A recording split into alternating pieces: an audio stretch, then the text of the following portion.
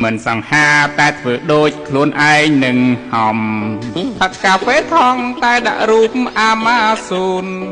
ជីវិតរស់សត្វអណ្ដែតគ្មានគោលដៅសង្ឃឹមអីទៅដូចមេឃនឹងដីក្រនលីអូគេទិញម៉ូតូយើងជិះបាន2ឯបាយមួយពេលយើងចាក់សាំងទៅធ្វើការបាន3ខែជីវិតគេលយហឺហាហើយជោគជ័យយើងគ្មានសល់អី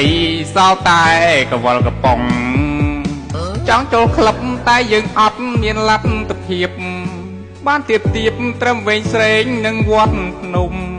ចង់លុយដែរតែលុយយើងឈោងមិនដល់យើងមិនអាចផ្ដល់ព្រោះគេទា8ដល់100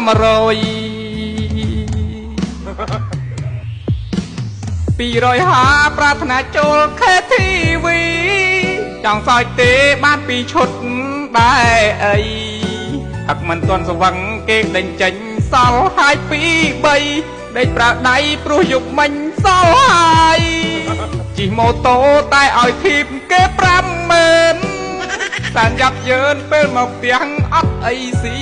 បាយកាត់ចិត្តទៅក៏អស់ហើយផ្ទះនៅឆ្ងាយត្រឡប់ក្រោយមកធ្វើសំណងធម្មតា